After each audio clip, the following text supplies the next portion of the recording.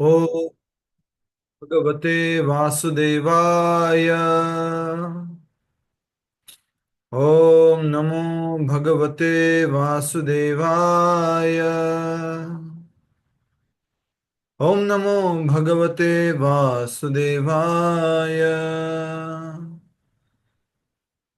मुखं करोति वाचालं पंगुं लंघयते गिरिं यत्कृपातमहं वन्दे श्रीगुरुदीनतारिणं परमानन्दमाधवं श्रीचैतन्यमीश्वरम्। नारायणं नमस्कृत्यं नरं चैव नरोत्तमं देवीं सरस्वतीं व्यासं ततो जयमुदीरयेत्। नष्टप्रायेषु अभद्रेषु नित्यं भागवत सेवया भगवत्योत्तमश्लोके भक्तिर्भवति नैष्ठिकी। हरे कृष्ण कृष्ण कृष्ण हरे हरे, हरे राम राम राम हरे हरे। हरे कृष्णा। सभी भक्तों का पुनः स्वागत आज के श्रीमद् भागवत कथा रूप कार्यक्रम में। रासलीला रासलीला के इस पंच अध्याय के बाद हम नया अध्याय शुरू कर रहे हैं। अध्याय संख्या हम दे रहे हैं 87, 87। और जो हमारी भागवत कथा रूप जो हम अध्ययन कर रहे हैं उसमें इस प्रकार की संख्या हमने दी है शुरू से लेकर। जो भागवत मूल भागवत है उसमें जो 10वां स्कंद है उसमें अध्याय संख्या 29, 30, 31, 32 और 33, ये पांच अध्यायों को रास पंचाध्याय कहा गया है। और इसमें रास लीला और भगवान का पुनर्मिलन इनसे संबंधित जो है कथा का वर्णन है, गोपी गीत का वर्णन है। ये सब कथा के बाद जब गोपियां अपने घर लौट गई, जो गोपियों ने समय बिताया उसको बताया गया है ब्रह्मा जी की एक रात्रि के बराबर, जिसको हम समझ चुके हैं। चारों युगों को अगर जोड़ दें और उसको 1000 से गुणा करें तो ब्रह्मा जी की रात्रि आती है। तो गोपियों ने जो रास नृत्य भगवान के साथ किया उसको इसके बराबर कहा गया, लेकिन जो उनके सगे संबंधी रिलेटिव थे उनको इस प्रकार से नहीं लगा कि इतना समय हुआ है। उनके लिए एक दिन ही था वो, सॉरी, वो जो रात्रि थी वही समय था।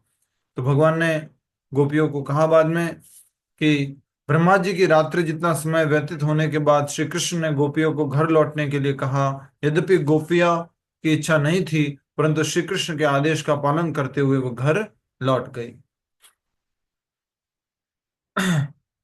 पहले कहा था भगवान श्री कृष्ण ने घर लौट जाने को, तब गोपियों ने मना कर दिया था, वो नहीं गए थे और भगवान से प्रार्थना की थी, निवेदन किया था, लेकिन अब चले गई है। उसका कारण क्या है कि जो घर छोड़ करके आए थे गोपियां, जितनी भी गोपियां थी वो घर छोड़ के आई थी, वो उद्देश्य पूरा हो गया। और उद्देश्य पूरा होते ही वो वापस अपने घर लौट चली जा रही है भगवान श्री कृष्ण से मिल करके। 87 ये अध्याय है। 87वां नंद महाराज की रक्षा और शंखचूड़ का वध। एक दिन शिवरात्रि के अवसर पर सब ग्वाले शिवजी की पूजा करने के लिए अंबिका वन को गए। तो आप समझ सकते हैं कि दीपावली हो गई, शिवरात्रि हो गई, ये सब जो है पहले से ही मनाए जाते थे। भगवान श्री कृष्ण के समय में भी ये लीलाएं, ये व्रत, ये उपवास, ये उत्सव मनाए जाते थे। एक दिन शिवरात्रि के अवसर पर सब ग्वाले शिवजी की पूजा करने के लिए अंबिका वन गए। वहां पहुंचकर उन्होंने भक्ति भाव से सरस्वती नदी में स्नान किया और देवी अंबिका के साथ भगवान पशुपति की पूजा की। तत्पश्चात उन्होंने ब्राह्मणों को गायों, सोने, वस्त्रों तथा शहद मिश्रित पके हुए अन्न का दान किया। सब किसने किया है? ग्वालों ने।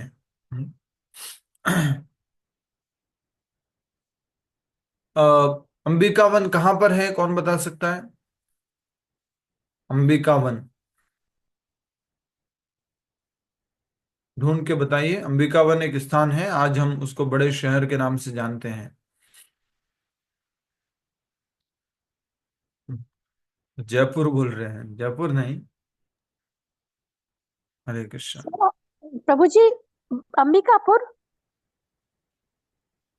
ठीक है, ढूंढ के बताइए, अनुमान मत लगाइए। तो इस प्रकार देख सकते हैं, पहले भी उत्सव होते थे, दान दिया जाता था। ग्वाले जो कि अ, अ, गाय चराते थे, कृषि रक्षा करते थे, वो सब भी दान दे रहे हैं। उन्होंने माता पार्वती की और भगवान शिव जी की पूजा की है। और अब आप आगे देख रहे हैं कि सब ग्वालों ने दिन भर माफी चाहता हूँ, हरे कृष्ण। सब ग्वालों ने दिन भर उपवास किया था और रात्रि समय थोड़ा जल लेकर वे सोने चले गए। शिवरात्रि के दिन सबने उपवास किया हुआ बचपन में, अभी भी करते हैं। हमें याद है कि हम भी शिवरात्रि के दिन उपवास करते थे। और लक्ष्य ये होता था कि अधिक से अधिक शिव मंदिर जाए। और फिर कहीं नहीं जा पाते थे तो गांव में जो है ककड़ी टमाटर बेचने वाला आता था, उसको धान दे करके, उसको गेहूं दे करके, और फिर बढ़िया से वो ककड़ी टमाटर बनाता था। और बोले आज तो व्रत है, ये खाना है आज। तो वो खाते थे। और दूर शिवालय में, मंदिरों में जा करके वहां पर बैठ करके भजन, रात्रि भजन वगैरह हुआ करता था। सब ग्वालों ने दिन भर उपवास किया था और रात्रि के समय थोड़ा जल लेकर वे सोने चले गए। आधी रात के दौरान जंगल से एक विशाल भूखा सांप वहां आया और सो रहे नंद महाराज के पास पहुंचकर उन्हें धीरे से निगलने लगा। नंद महाराज कोई निगल रहा है। और कौन? अजगर, बड़ा सांप। ठीक है। अत्यंत पीड़ा में नंद महाराज छींकने छींकने लगे। हाँ? कृष्ण, कृष्ण, बेटा कृष्ण, यह विशाल सर्प मुझे निगले जा रहा है, कृपया मेरी रक्षा करो, मैं तुम्हारा शरणागत हूं। सोचिए, नंद महाराज भी परेशानी में है, दिक्कत में है, तो क्या कह रहे हैं? कृष्ण। इसलिए ब्रजवासियों को कोई भी तकलीफ हुई, कोई भी समस्या हुई, उन्होंने मात्र एक कार्य किया, कृष्ण। थोड़ा जोर से, जितना जोर से बोल सकते हो बोलो, कृष्ण, कृष्णा। कृष्णा। कृष्णा। या कृष्णा। कृष्णा। कृष्णा। ठीक है, बहुत बहुत कृष्णा। धन्यवाद, बहुत बहुत धन्यवाद, कृष्णा। बहुत बहुत बढ़िया, बहुत बढ़िया। कुछ लोग बकरी के जैसे बोले, कुछ लोग भैंस के जैसे बोले। बोले तो सही कुछ ना कुछ। ठीक है, हरे कृष्ण। ठीक है। तो नंद महाराज इस परेशानी में चिल्लाए, कृष्ण, कृष्ण, बेटा कृष्ण, यह विशाल सर्प मुझे निगले जा रहा है, कृपया मेरी रक्षा करो, मैं तुम्हारा शरणागत हूं। यह सुनकर सब ग्वाले जाग उठे और जली हुई लकड़ियों से उस सांप को पीटने लगे। परंतु त्वचा जलने पर भी उस सांप ने नंद महाराज पर अपनी पकड़ ढीली नहीं की। तभी कृष्ण वहां पहुंचे और अपने चरण कमल से उस सांप का स्पर्श करके क्षण भर में उसे समस्त पापों क्षण भर में उस समस्त पापों को भस्मीभूत कर दिया। अपने शरीर सर्प शरीर का त्याग करके वह सर्प तुरंत एक विद्याधर के रूप में, विद्याधर के सुंदर रूप में प्रकट हो गया और अत्यंत नम्रता पूर्वक श्री कृष्ण को प्रणाम करने लगा। देवता होते विद्याधर, गंधर्व, ये सब देवता लोग होते हैं। तो उन देवताओं में ये विद्याधर जो है, वहां पर गाना बजाना, ये सब जो कार्य करते हैं वो विद्याधर करते हैं। तो ये जो सांप थे जिन्होंने नंद महाराज को ही निगल लिया था, पाइथन, अजगर, पूरा नंद महाराज को ही निगल लिया था। तो उन्होंने, बाकी ब्रजवासियों ने जो जली हुई लकड़ी थी उससे उनको पीटने की कोशिश की, लेकिन उन्होंने, उस सांप ने अपनी जकड़ को कमजोर नहीं किया। पर भगवान श्री कृष्ण स्वयं आए, उन्होंने अपने चरण को बस स्पर्श किया उस सांप के ऊपर, उससे क्या हो गया? वो सांप जो है सारे पापों से मुक्त हो गया। भस्मी। यहां पर ये क्यों लिखा है सारे पापों से मुक्त हो गया? अगर मान लीजिए कृष्ण हमें स्पर्श करेंगे तो हम भी सारे पापों से मुक्त हो जाएंगे, क्या क्या मतलब है इसका? प्रभु आवागमन से छूट जाएंगे, यस। आप सागर से तर जाना। आज ये शरीर जो है किस कारण से मिला हुआ है? ये पाप का प्रतीक है। किसका प्रतीक है बोलो?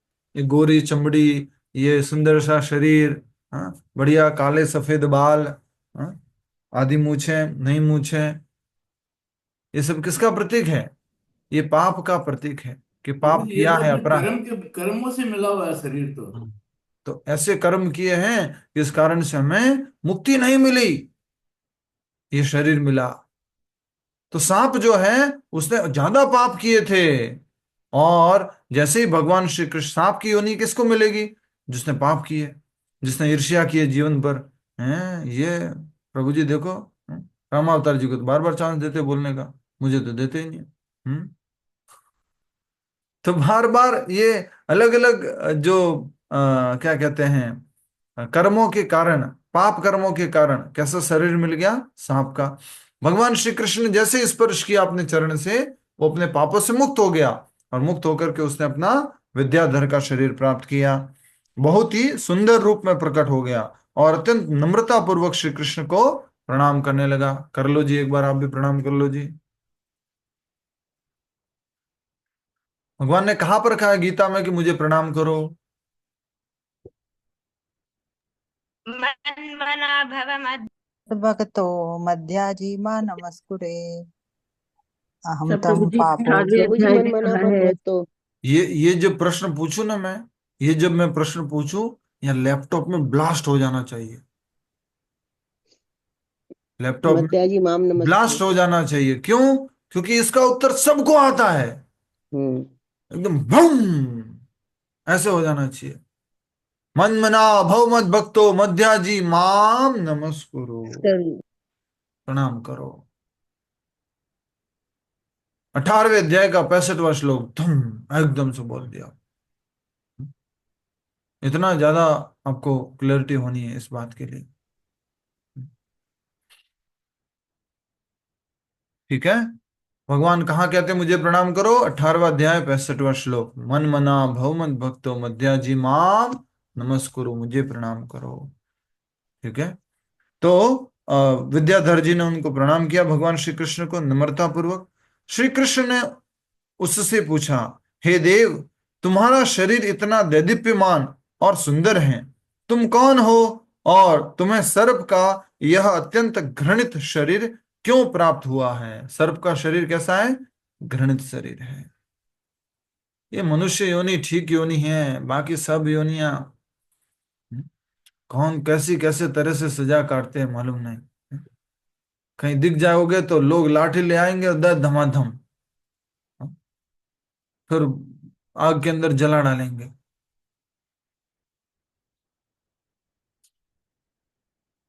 तो भगवान श्री कृष्ण ने उससे पूछा, हे देव, तुम्हारा शरीर इतना दैदीप्यमान और सुंदर है, तुम कौन हो, और तुम्हें सर्प का यह अत्यंत घृणित शरीर क्यों कर प्राप्त हुआ? विद्याधर ने उत्तर दिया, मैं सुदर्शन नामक का अति विख्यात विद्याधर हूं। मैं सुदर्शन नामक का अति विख्यात विद्याधर हूं। मैं अत्यंत सुंदर था और अपने विमान पर सर्वत्र भ्रमण किया करता था। ठीक है। एक तो सुंदर और साथ में क्या है? विमान। तो अनुमान लगा लो अब क्या हो गया होगा। एक दिन घूमते हुए मैंने अंगिरा वंश के कुछ कुरूप ऋषियों को देखा। अपनी सुंदर अपनी सुंदर अपनी सुंदरता के घमंड में चूर मैं उनका उपहास करने लगा, और मेरे इस अपराध के कारण उन्होंने मुझे यह निकृष्ट शरीर दे दिया। अनुमान लगा लिया था आपने जब मैंने बोला था सुंदर शरीर ऊपर से विमान, तो क्या आएगा? इशारा करके बताओ, इशारा करके क्या आएगा? गर्व, गर्व, अहंकार, एनवियसनेस, अहंकार, घमंड। घमंड आएगा। तो ये जो घमंड। आ, आ, सुदर्शन नामक ये विद्याधर थे, इनको घमंड आ गया। हम सब लोगों में अगर कुछ गुण हमें थोड़ा सा ज्यादा लगता है तो हमें क्या आ जाता है? घमंड आ जाता है। ये बहुत बहुत बड़ा रोग है हम सबका। इस रोग से हम पीड़ित है, हम सब लोग पीड़ित है। ज्ञान थोड़ा सा भी हमें लगता है कि इनसे तो मुझे ज्यादा ज्ञान है, फिर घमंड आ जाएगा। सुंदरता थोड़ी सी ज्यादा है, घमंड आ जाएगा। छोटी छोटी चीजें, किसी भी चीज का घमंड हो सकता है। किसी से बाल थोड़े अच्छे हैं तो उसका घमंड आ जाएगा। अलग अलग प्रकार से कुछ भी चीज हम दूसरों से तुलना करते हैं। चलो ठीक है, जल्दी से याद करो पुराना उदाहरण। अगर दूसरों से तुलना करेंगे और हमारे अंदर वो चीज कम है तो हमारे अंदर क्या आएगा? उर्मिल माता जी इसलिए रुको। हरे कृष्णा प्रभु जी। अगर किसी में ज्यादा हमें तो हमें जेलसी होगी। हमें जलन होगी, हमें ईर्ष्या होगी। और हमारे अंदर ज्यादा है किसी और से तो अहंकार हो जाएगा। हाँ, तो अहंकार हो जाएगा। ये बहुत बहुत इंपॉर्टेंट बात है जो समझना है। तो हमें भक्ति मार्ग में विनम्र होकर के चलना है, जिससे कि हमारे को देखकर किसी और को जलन भी ना हो। अगर मान लीजिए हमारे अंदर कुछ चीजें गुण ज्यादा है, कुछ चीजें अच्छी है हमारे अंदर, तो कोई जो व्यक्ति है, हमारा साथी है, भक्ति मार्ग में चलने वाला साथी है, उसको हमारे को देखकर जलन भी ना हो।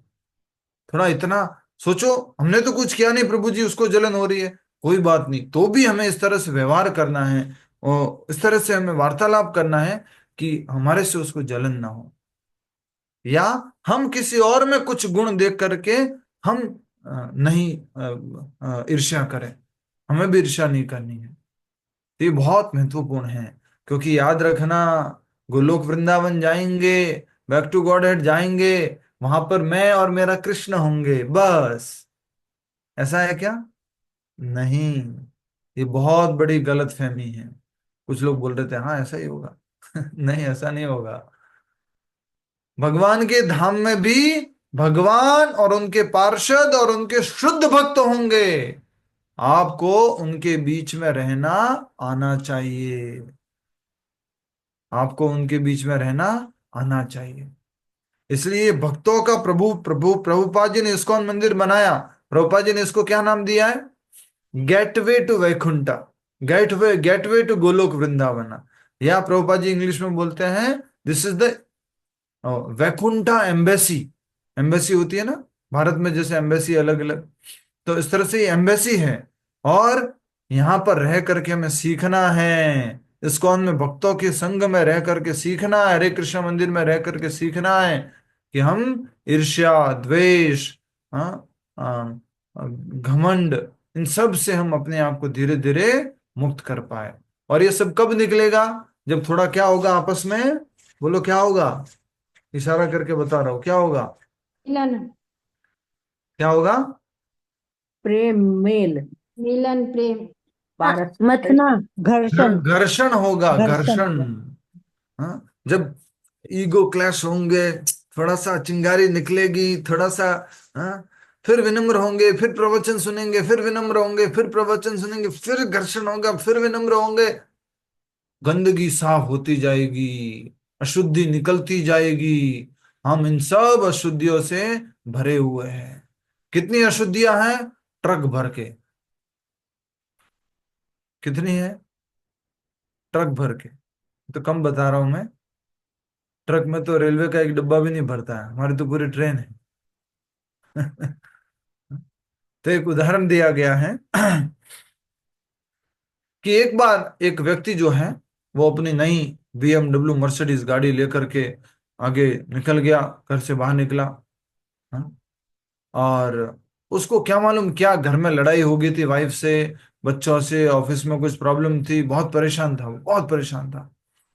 और वो गाड़ी लेके चल रहा था, सोच रहा है, सोच रहा है, सोच रहा है, परेशान है, क्या करूं, क्या करूं, क्या करूं। हाँ? अचानक से पीछे से ना एक टैक्सी वाला गाड़ी लेके आता है। टैक्सी समझते हैं ना, कार टैक्सी, पैसे देके। और उसमें एक आदमी बैठा हुआ था पीछे की तरफ। तो वो चल रहे हैं। आगे बड़ी गाड़ी चल रही है, जिसको टेंशन है, जो बहुत परेशान है, वो है ऐसा कुछ। और पीछे से ये एक टैक्सी वाला आ रहा है, नॉर्मल अपनी गाड़ी में आ रहा है।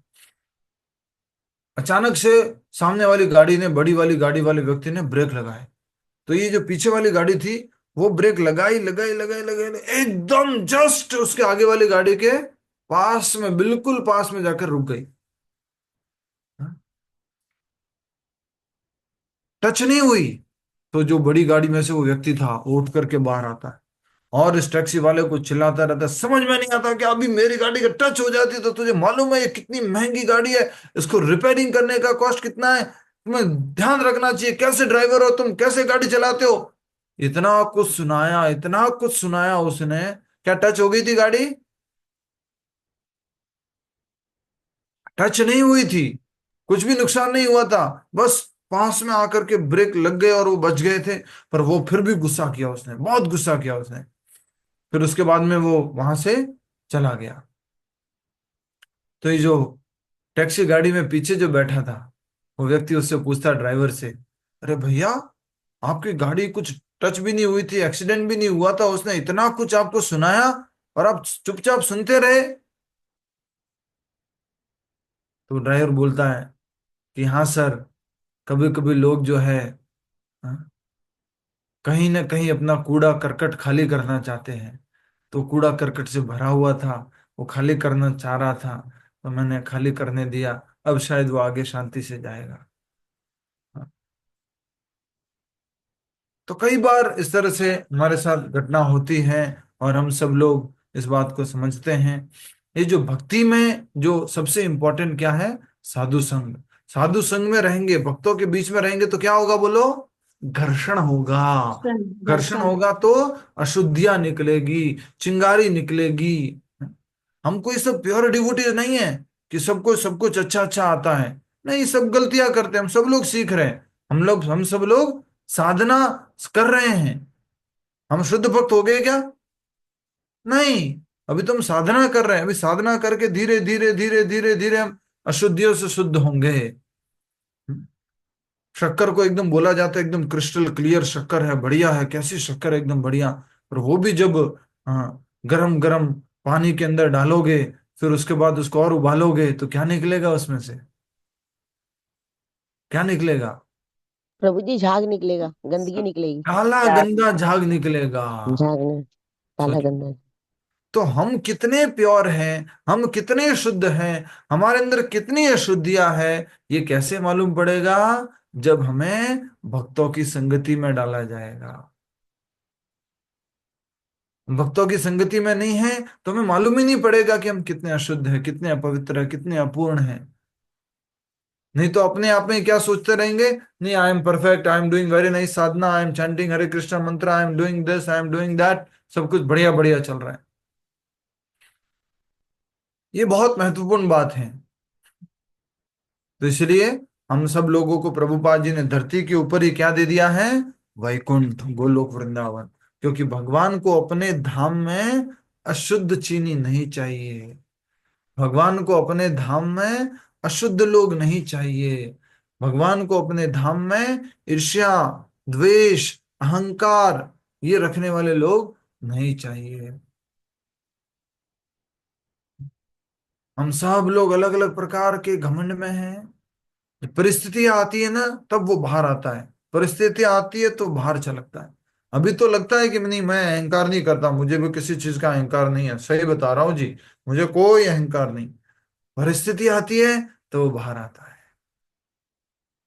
शक्कर में दिख रहा था कुछ काला काला, क्रिस्टल क्लियर व्हाइट शुगर, तो उसको प्रभु जब, जी ये सोचना कि मेरे अंदर कोई अहंकार नहीं है, ये भी तो एक अहंकार ही है। हाँ ठीक बात है। तो इस प्रकार से हम अलग अलग प्रकार के अहंकार में फंसे हुए हैं, द्वेष में फंसे हुए हैं, गंदगी में फंसे हुए सब लोग। हाँ? आप ये सोचो कि प्रभु जी प्रवचन दे रहे हैं, ये तो थोड़ा शुद्ध हो गए, अब तो 15 साल 10 साल प्रचार कर रहे हैं, भक्ति कर रहे हैं। सब लोग एक ही में, थोड़ा किसी में इतना, किसी में इतना, किसी में इतना, किसी में इतना, सब उन्हीं अशुद्धियों में हम हैं। अभी हम सब लोग कहाँ पर हैं? हॉस्पिटल में। प्रभुपाद जी के संस्था को क्या कहा गया है? Hospital, spiritual hospital. और हॉस्पिटल में भी कौन से वार्ड में है? जनरल जनरल वार्ड में। आईसीयू में। ओके आईसीयू ओके, में। मैं सही प्रश्न नहीं पूछा, मैं इसको ठीक करता हूँ। हम हॉस्पिटल में हम सब लोग कौन से पेशेंट हैं? जो सब भर्ती हो चुके हैं, भर्ती होने वाले पेशेंट हैं हम। तो किसी को क्या हो रखा है? बस एक सर्दी जुकाम हो रखा है, डॉक्टर साहब ने कहा थोड़ा सा इनहेलर है, ये ले लेना, ठीक हो जाओगे। किसी को थोड़ा सा बुखार हो रखा है, तो डॉक्टर साहब ने कहा थोड़ी सी गोली ले लेना, ये डेली एक सुबह शाम ले लेना, ठीक हो जाओगे। पर हमें कोई वहां पर दिखा जो बहुत ज्यादा खांसी कर रहा था। बाबा क्या हालत है इसकी है। वो भी एडमिट है, हम भी एडमिट हैं। किसी का रोग थोड़ा ज्यादा है, किसी का रोग थोड़ा कम है। हम भी रोगी हैं, हमें भले वो रोग नहीं है, लेकिन हमें थोड़ा रोग तो है। समझ में आ रहा है? इस बात को समझिए। कोई सोचे कि नहीं हमें तो कैंसर नहीं है, लेकिन कुछ रोग तो आपको है, हमें कुछ रोग तो है। इसी कारण से इस भौतिक जगत में एक प्रभु जी बहुत सुंदर बोले थे, बहुत आज भी याद है, आज से 10 साल पहले प्रवचन सुना था ये। हाँ? हमें भगवान श्री कृष्ण से ईर्ष्या है, उसका प्रूफ ये बॉडी है, ये शरीर धारण कर रखा है, ये क्या है? ये ईर्ष्या का प्रतीक है। ईर्ष्या जब खत्म हो जाएगी, हम भगवान के धाम चले जाएंगे। तो हम सब लोगों को ये बहुत ही सुंदर कथा से समझने की आवश्यकता है कि ये जो विख्यात सुंदर सुदर्शन नामक विद्याधर जो थे, उनके अंदर सुंदरता थी। विमान पर जाके जा रहे, मुझे याद भी आज भी याद है, अभी भी कभी कभी क्या अभी भी फंस जाते होंगे इन सब चीजों में कि देखो, पहले का बता रहा हूँ, पहले का कि बढ़िया वाली बाइक लेकर के जुम जुम, किसी के पास छोटी मोटी है, ठीक है, तो थोड़ा एक घमंड आता था। थोड़ा अच्छे कुछ कपड़े पहन लिए, अच्छा जूता पहन लिया, तो घमंड आता है। सब लोग हम अलग अलग प्रकार के घमंड के शिकार हैं। कुछ भी चीज हमारे अंदर ज्यादा होगी तो हम उसके अंदर घमंड आ जाएगा। सेम चीज किसके साथ हुआ? स्वर्ग में रहने वाले अति सुंदर सुदर्शन नामक विख्यात विद्याधर के साथ। वो सुंदर थे और उनके पास एक सुंदर विमान भी था। तो वहां से जो है जो अंगिरा वंश के जो कुरूप ऋषि थे, वो वहां से जा रहे थे, तो उनको देखा और अपनी सुंदरता के घमंड में चूर मैं उनका उपहास करने लगा। उनका क्या कर दिया? उपहास कर दिया। एक उम्र के बाद थोड़ा कम हो जाता है उपहास करना लोगों का। यस सुशील जी। प्रभु जो कृष्णा बुक है उसमें खुद अंगिरा ऋषि ही थे वो, नॉट अच्छा, हिज।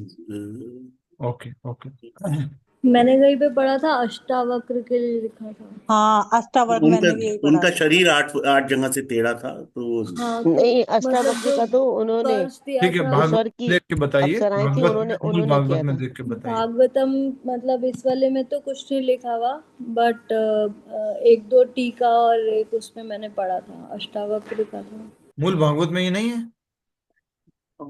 ठीक है, मैं कृष्णा बुक से बता रहा हूँ। कृष्ण बुक में है, ठीक है। तो अंगिरा ऋषि थे और अंगिरा ऋषि को और या उनके वंशजों को देख करके क्या बोला? कुरूप थे और उनका उपहास किया, उनका मजाक उड़ाया। और मेरे इस अपराध के कारण उन्होंने मुझे निकृष्ट शरीर दे दिया। कौन सा शरीर दिया लतिका माता जी? लतिका माता। प्रभु जी, निकृष्ट कभी निकृष्ट कभी होस्ट शरीर। होस्ट को भी होश में लाना पड़ता है। सर्प का। होस्ट सर्प सोचता है का। अपन तो सब जानता है, ऐसा है क्या? नहीं प्रभु जी, नहीं तो निकृष्ट अभी तो पढ़ रहे शरीर। हैं। विद्याधर का कौन नि- सा शरीर मिला? विद्याधर को कोई और मत बोलिए प्लीज। विद्याधर को कौन सा शरीर मिला? ये विद्याधर कौन था? प्रभु जी, सांप का शरीर मिला। हाँ, निकृष्ट सांप का शरीर प्राप्त हुआ। निकृष्ट मतलब गया होता हुआ, लोअर, ठीक है। तो निकृष्ट शरीर दे दिया। वास्तव में मेरे हित के लिए ही उन ऋषियों ने मुझे श्राप दिया था। क्या हित था इसमें भैया? बोलो।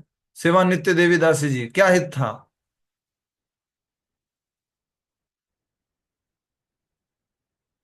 क्या हित था? उनको शाप दे दिया, उनको श्राप दे करके सांप बना दिया, उसमें उनका क्या हित था? उनका घमंड खत्म करने के लिए। क्योंकि प्रभु उनको उनको उनको कृष्ण घमंड आ जी, गया कृष्ण था। भगवान के दर्शन हुए उनको, कृष्ण भगवान से उनको वो हुआ था। यस, भगवान श्री कृष्ण के दर्शन होंगे। थोड़ी सी वो क्या, आजकल 2-3 दिन से कविता वाले प्रभु जी के साथ में रह रहा हूँ, जो कविता गाते हैं वो अभी भी इधर हैं। आज भी आप सुनना चाहते तो सुना देंगे। तो मुझे मुझे भी कविता मुंह से आ रही है, कोशिश कर रहा हूँ मैं। हाँ, हाँ। विद्याधर जी को श्राप मिला कि वो सांप बने।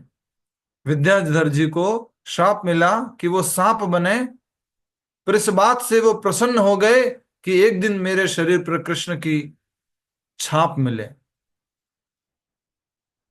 बहुत थोड़ा ठीक कर दीजिएगा। वाह प्रभु जी, बहुत बढ़िया। तो भगवान श्री कृष्ण के शरीर, भगवान श्री कृष्ण की क्या मिलने वाली है? उनको छाप मिलने वाली है। तो श्राप मिला कि सांप बने, कि सांप बने तो खुश हुए कि छाप मिली, भगवान श्री कृष्ण की छाप मिली। और छाप मिलते ही वो सारे पापों से मुक्त हो गए। अन्यथा मुझे आपके चरण कमलों के स्पर्श का अवसर कैसे प्राप्त होता, और किस प्रकार से मैं अपने सब अमंगलों से मुक्त होता। तो इसी तरह की एक और कहानी कौन सी है, कौन बताएगा? इंदु सिन्हा माता जी। इसी तरह की एक और कहानी, इंदु सिन्हा माता जी।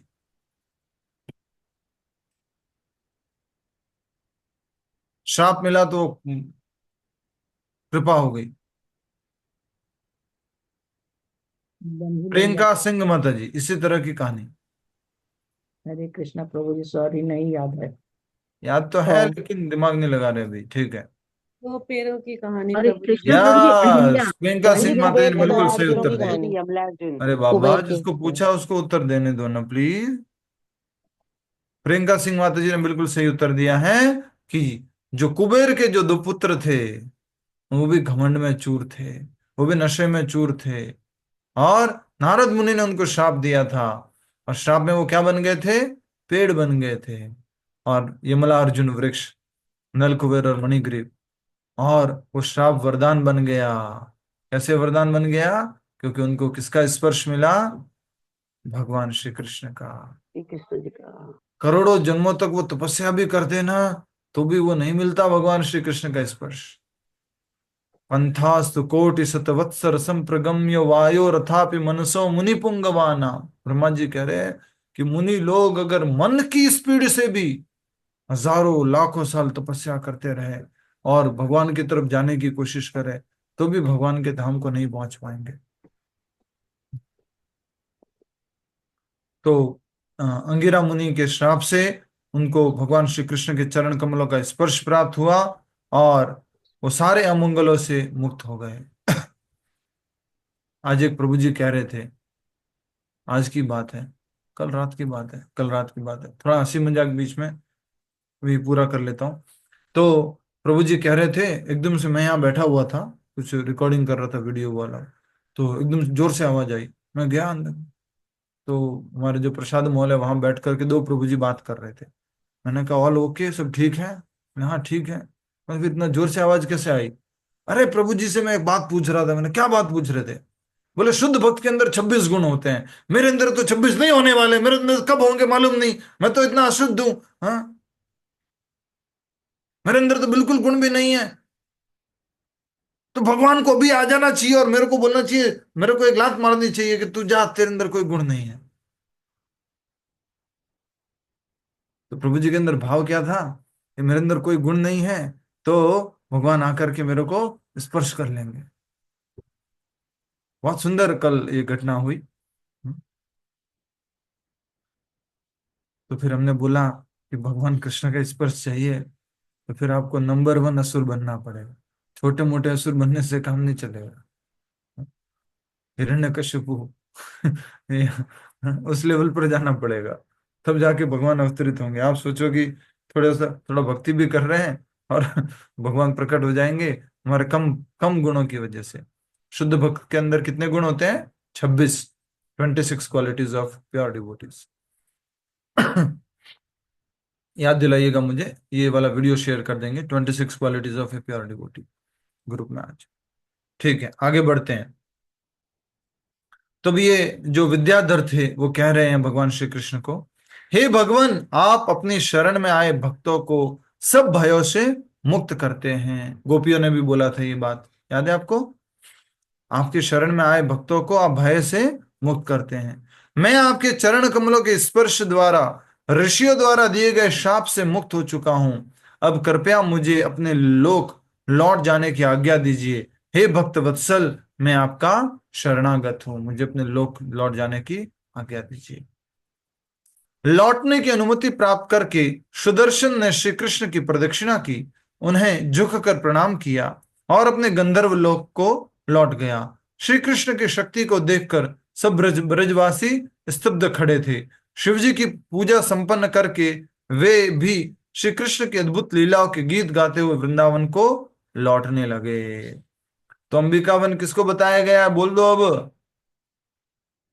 तो ये आगरा। आगरा? जयपुर के आगे आमीर स्थित है प्रभु जी। जयपुर के आगे चरण पहाड़ी के पास में है वो। या जयपुर के आगे, जो सबसे पहले रुचिका माता जी ने बोला था वही है। जयपुर के पास में ही अंबिका वन है और ये घटना वहीं की है। और आमेर के ऊपर चरण पहाड़ी है भगवान की, जहां पर ये घटना हुई थी। तो भगवान गाय चराते हुए या फिर शिवरात्रि करते हुए कहाँ पहुंच जाते थे? वृंदावन से जयपुर, आमेर।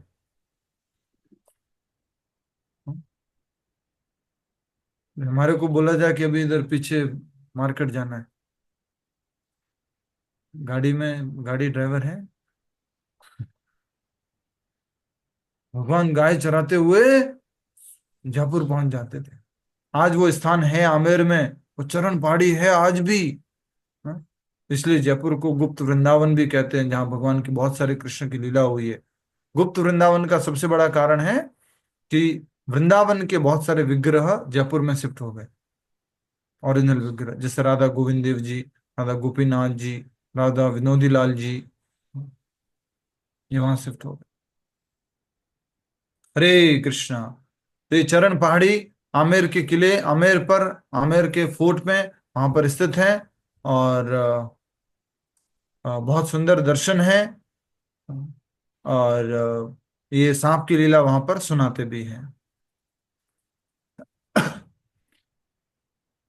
ठीक है। तो जब वापस जा रहे थे तो सब कृष्ण की लीलाओं को गीत गाते हुए वृंदावन को लौटने लगे। कुछ दिनों बाद होली आई। पूर्णिमा की उस रात्रि कृष्ण और बलराम अपनी अपनी गोपियों के साथ वन में गए और विहार करने लगे।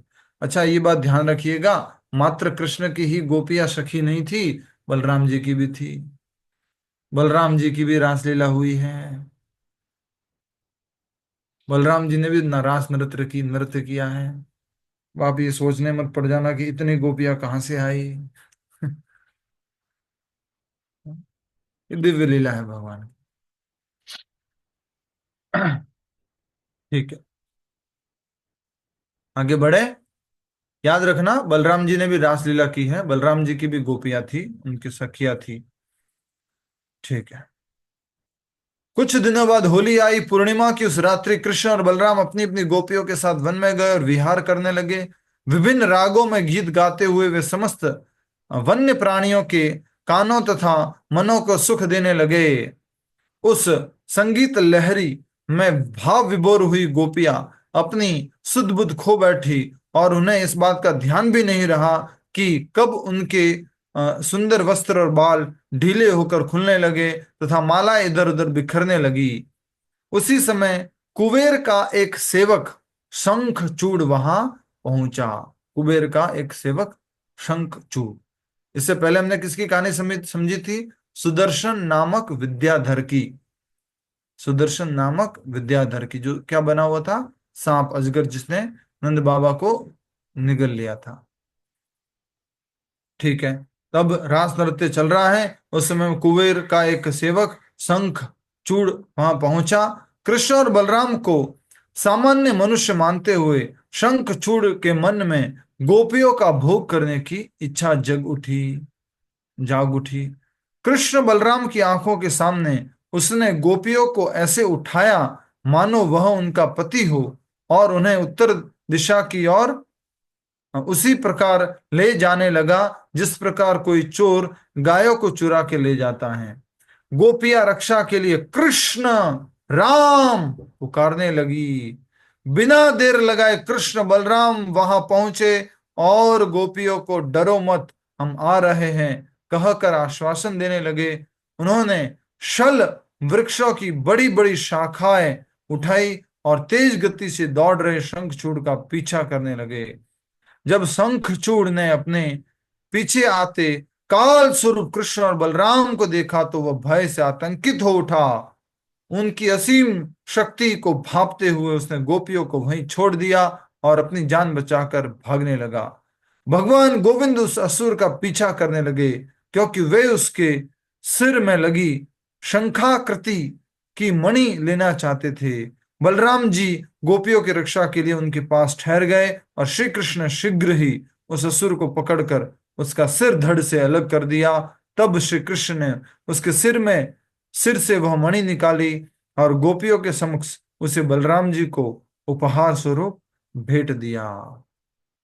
शंखचूड़ किसको गिफ्ट में दी मणि? बलराम को। बलराम जी को। तो जो शंखचूड़ नामक राक्षस था उसके सिर पे जो मणि लगी हुई थी वो निकाल करके भगवान ने बलराम जी को दे दी। शंखचूड़ का अपराध क्या कि उसने गोपियों को भोग की दृष्टि से देखा और वो उनको वहां से लेके जा रहा था। तो भगवान श्री कृष्ण ने तेज गति से उसको पकड़ करके उसको मार करके मृत्यु दंड दे करके उसके सिर पे जो मणि लगी थी वो भगवान ने निकाल दी। और उसकी मणि की जो आकृति कैसी थी? शंखाकृति शंखाकृति शंखाकृति की थी वो मणि, उसको ले लिया भगवान ने। और इस प्रकार वो जो मणि थी वो भगवान ने बलराम जी को गिफ्ट में अर्पण की। हरे कृष्णा। तो इस प्रकार मणि की कथा और भी आई थी पहले, याद नहीं आ रही है। हाँ, भगवान ने मणि निकाली कि मणि के लिए भगवान ने काफी दौड़ भाग करी थी। मणि एक और आई थी, याद करो किसकी आई थी? वो यही तो भूल रहे दिमाग में था। अश्वत्थामा। अश्वत्थामा नहीं, अश्वत्थामा सहस्त्राजीत की प्रभु जी, सहस्त्राजीत की सत्राजित 67 मणि आई थी। सत्राजित की तो अभी आएगी आगे, वो तो अभी आएगी। ओके ओके सत्राजित की मणि तो आने वाली है, शैमंतक मणि अभी आने वाली है। वो ठीक है। पहले एक और अश्वत्थामा ध्वजा था उसकी मणि। ठीक है, तो इस प्रकार आज हमने दो कथाएं समझी। एक सुदर्शन नामक विद्याधर जो नंद बाबा को शिवरात्रि के दिन निगल गया था, उसको भगवान श्री कृष्ण ने अपने चरण स्पर्श करके उसको सारे पापों से मुक्त किया और उसको वापस उसके लोक भेज दिया। और फिर भगवान श्री कृष्ण बलराम जी होली के समय, शिवरात्रि के बाद होली के समय जब गोपियों के साथ वन में भ्रमण कर रहे थे तो गोपियों को शंखचूड़ नामक इस शंखचूड़ कौन था? असुर था। असुर था, कुबेर के अनुचर। कुबेर का एक सेवक था, कुबेर का अनुचर था, कुबेर का व्यक्ति था। तो उसने इस प्रकार से भोग की दृष्टि से जब गोपियों को देखा तो भगवान ने उनको दंड दिया और उनको मृत्यु दंड दिया। ठीक है, पिछली कहानी में एक शिक्षा समझ सकते हैं कि जो विख्यात विद्याधर जो था, उसका नाम सुदर्शन था, वो चाहता तो भगवान से क्या मांग सकता था? क्या मांग सकता था? भगवान अभी विद्याधर और सुंदरता और इन सब से मैं बस बहुत हो गया भगवान, उसी के घमंड में तो मैं ये अपराध कर बैठा था, कृपया करके अब मुझे हमेशा हमेशा के लिए अपने चरणों में आश्रय दे दीजिए, ये भी मांग सकता था। उसी प्रकार अदिति ने क्या मांगा? भगवान प्रकट हुए तो अदिति ने क्या मांगा? अदिति ने क्या मांगा? अपने कृष्ण बेटे जैसा का पुत्र ही मांगा था ना। इंद्र का राज्य वापस लौटा दीजिए। कहाँ भूल गए आप सब लोग, ऐसे क्यों करते हैं? अभी जो गीता की लिंक डालेंगे हम, कृपया करके वो डेली सुनना। तो जिस प्रकार से भगवत गीता से आपका लिंक पूरा टूट गया है, वैसे ही फिर भागवत से भी टूट जाएगा। ऐसे मत करो, एवरीडे डालेंगे एक लिंक। आज थोड़ा उसका इंट्रोडक्शन क्लास है शाम को 7 बजे। ठीक है। हरे कृष्णा। किसी और को कोई कहना है, प्रश्न पूछना है, पूछ सकते हैं। हरे कृष्णा प्रभु जी, ये वीडियो सबको कलेक्ट करके कहाँ भेज रहे हैं आप? कब भेजेंगे? कौन से वीडियो कलेक्ट कर रहा हूं मैं?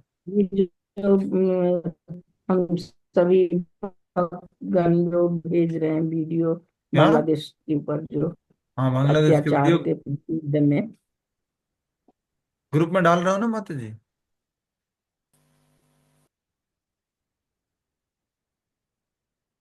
ग्रुप में डाल दिया है। सबका आना चाहिए था लेकिन सबका नहीं आया है। लगभग 30 भक्तों का ही आया है। ठीक है, और कोई प्रश्न? शंखचूड़ नामक असुर गोपियों के ऊपर दृष्टि डाला था। हाँ, सुदर्शन नामक विद्याधर, उसने क्या किया था? बाबा को निगल वो नंद बाबा को बाबा निगल को गया निगल रहा था। था। ठीक है। हरे कृष्ण। अपनी अपनी जप माला ले लीजिए, जप करते हैं।